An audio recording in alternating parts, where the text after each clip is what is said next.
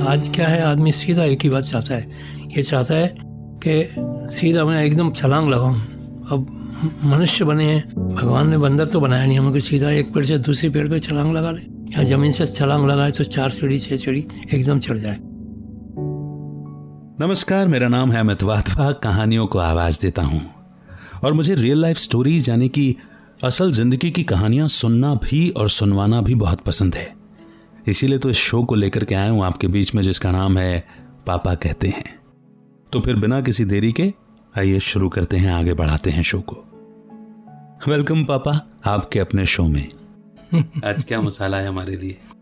कुछ नहीं, मैंने पिछली बार बताया था कि हमारा बचपन जिला छिंदवाड़ा के पांडुरना नामक गांव में बीता।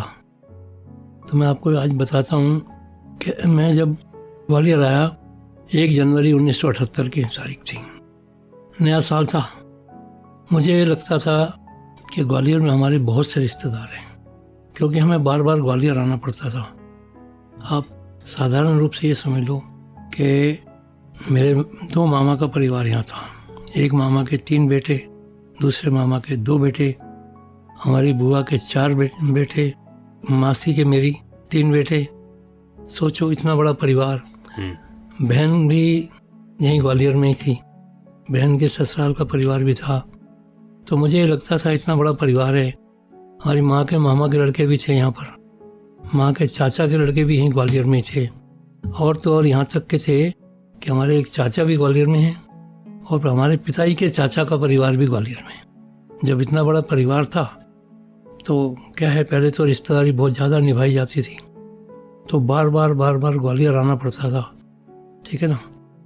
तो इस चक्कर में ये सोचा कि चलो ग्वालियर चले। हालांकि ग्वालियर आने के 1-2 और कारण भी थे, लेकिन फ़िलहाल आप ये समझो कि इतना बड़ा परिवार होने के कारण ये सोचा कि चलो ग्वालियर जाकर ही अपनी किस्मत को आजमाते हैं। जब मैं वहाँ से आ रहा था, पांडुरना में एक मिलने वाले ने मुझसे ये कहा था, उनका तेल का काम था, कि रमेश बाहर मत जाओ, तुम्हें अगर काम ही करना तो मेरे पास काम कर लो, मैं तुम्हें 1000 रुपये दूंगा।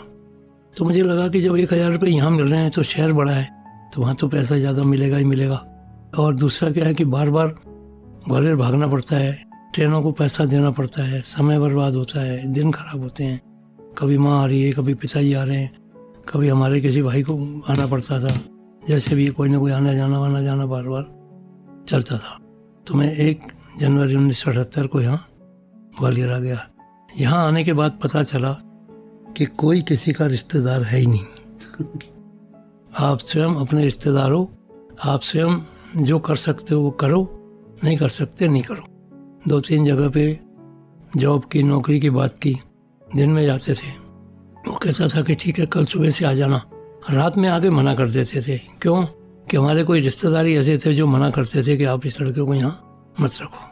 क्या इस तरह से धीरे धीरे 20-21 दिन निकल गए। तो मेरी समझ में ये आया कि यहाँ के रिश्तेदार कैसे भी मुझे यहाँ रहने नहीं देंगे या काम नहीं करने देंगे। तो अगर मैं जाके घर में वहाँ जाकर माँ बाप को बोलता भी हूँ तो कोई मानेगा ही नहीं, कहेंगे ऐसा थोड़ी होता है, इतनी ज़िंदगी बीत गई हमारी, हमने एक फलाने हमारे ये एहसान है उनके ऊपर, उसके ऊपर एहसान है। लेकिन कोई समझ में आया कि कोई किसी का नहीं है। तो हजीरा चौराहा, जहाँ पर किसी ज़माने में अशोक टाकीज हुआ करती थी, जस्ट उसके बगल से ही एक दुकान थी किराने की। मैं वहाँ गया, घूमते घूमते ही चला गया, चलो शहर देखा जाए। तो किराने की दुकान देखी तो किराने वाले से मैंने कहा भाई मुझे काम चाहिए। तो उसने मुझसे पूछा कि आप तनख्वाह कितनी लोगे, सैलरी कितनी लोगे। मैंने उससे ये कहा कि मेरा काम देखने के बाद जो आपको लगे आप तनख्वाह दे देना, मैं आपसे कुछ नहीं कहूँगा, लेकिन यह कि अगर मुझे कम ही लगी तो मैं अगले दूसरे महीने की तनख्वाह मैं अपनी मर्जी से आपसे लूँगा। उन्होंने कहा ठीक है कल सुबह से आ जाओ। तो मैंने जाके मैं उन दिनों में चाची के यहाँ रह रहा था। चाची ने भी मुझे एक ही शर्त पे अपने घर में रहने की जगह दी थी। ये कहा था कि तुम मुझे चाची नहीं बोलोगे, माता करके बुलाओगे। मैंने कहा ठीक है, चाची में और माँ में कोई अंतर नहीं, तो मैं माता करके बोला था। मैंने जाके उनसे बोला, मैंने कहा माता ऐसे ऐसे मैं अपनी नौकरी की बात कर रहा हूँ, काम की बात कर रहा हूँ। बोले कहाँ? तो मैंने कहा हजीरा चौराहा अशोक टाकीज। बोले वहाँ जाएगा कैसे? मैंने कहा पैदल, क्योंकि वहाँ से गाँव से आए हुए थे, शरीर में ताकत भी थी, तो मुझे लगा ही नहीं कि इतनी दूर है, मैं घूमते पहुँच जाऊँगा, उसमें क्या दिक्कत है। और अगर सामने वाले को काम पसंद आ गया तो भैया सेठ से कहूँगा भैया मेरे को आने जाने के लिए साइकिल दे दे, जो भी होगा कल की कल देखे जाएगी। बोले नहीं इतनी दूर नहीं जाना, ऐसा वैसा जो भी बड़े जैसे समझाते हैं उन्होंने समझाने की बहुत कोशिश की। मैंने कहा नहीं, मेरे को इतने दिन हो गए यहाँ, 20-21 दिन 22 दिन हो गए, कोई रिश्तेदार सपोर्ट नहीं कर रहा है, कोई काम पे नहीं लगा रहा है, तो मुझे करना तो है ना, मुझे रहना तो यही है ना। जब मैं घर छोड़ के आया हूँ तो यहाँ रहना ही रहना है मुझे। तो उन्हें पता नहीं रात में क्या उनके दिमाग में आया, क्या नहीं आया, वो किसी के पास गई और उससे उन्होंने कहा कि इस तरीके से भाई हमारा भतीजा आया हुआ है, बच्चा आया हुआ है, उसको काम पे रखना है। तो मैं सुबह सो के उठा था तो वो सज्जन आ गए। हालांकि बाद में मैं उनको मौसा जी कहता रहा, ठीक है ना। वो सज्जन आ गए, कहते भाई ऐसे ऐसे मेरे को पता लगा, पिताजी का नाम लिया उन्होंने कि फलाने का बेटा आया हुआ है, तो भैया जैसे ही मेरे को कल पता लगा सुबह चल मेरे साथ काम पे चल। तो मैं उनके साथ काम पे चला गया। मैंने उनसे तनख्वाह वगैरह की कोई बात नहीं की। 1 महीना काम करने के बाद वो मुझसे कहते हैं कि तनख्वाह ले लो। मैंने कहा अभी मुझे ज़रूरत नहीं है। बोले यार एक बात समझ लो, मैं तुम्हें 150 रुपये से ज़्यादा, 150 रुपये से ज़्यादा दे नहीं पाऊँगा। मैंने कहा क्या आपको लगता है कि मैं इसी काबिल हूँ? कहते नहीं यार ये बात तो नहीं है कि तुम इस काबिल नहीं हो, तुम तो ज़्यादा योग्य हो, लेकिन मेरे पास अभी इतना इससे ज़्यादा देने की गुंजाइश नहीं है। मैंने कहा वो आप देख लेना, एक अभी तो आज मुझे नहीं चाहिए, अगले महीने में मैं आपसे इकट्ठे पैसे लूँगा। दूसरे महीने में उन्होंने मुझसे कहा था आप 250 रुपये तनख्वाह ले लो। मैंने कहा जो आपकी मर्जी है आप दो, मैं आपसे कुछ नहीं कहूँगा, लेकिन यह है कि अगर मेरी समझ में नहीं आया तो मैं दूसरी जगह काम करूँगा। मेरे को तो एक अपने पैर एक बार टिकाने थे, जमाने थे कि एक बार बाज़ार में खड़ा हो जाऊँ, उसके बाद तो पैसा मिलेगा ही मिलेगा। क्योंकि शुरू से ही शुरुआती कमज़ोर हुई तो इस कारण से पैसा तो कम लेना ही लेना पड़ेगा।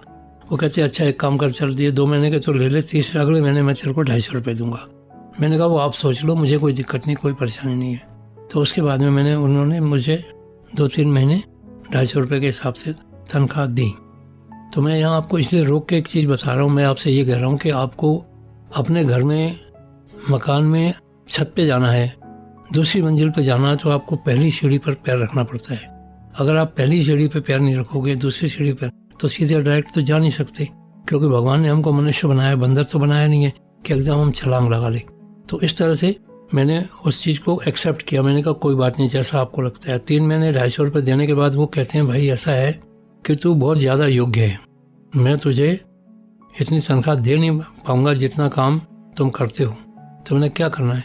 बोले मैं तुम्हें बाज़ार में दूसरी जगह लगा देता हूँ। मैंने कहा ठीक है कोई बात नहीं।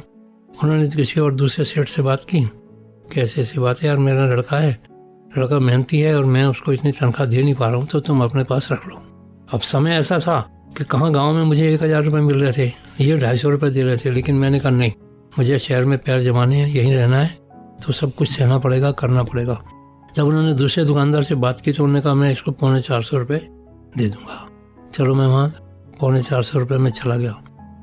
वहाँ जाने के बाद कुछ उनकी पारिवारिक दिक्कतें थी, इस कारण से मुझे वहाँ काम छोड़ना पड़ा।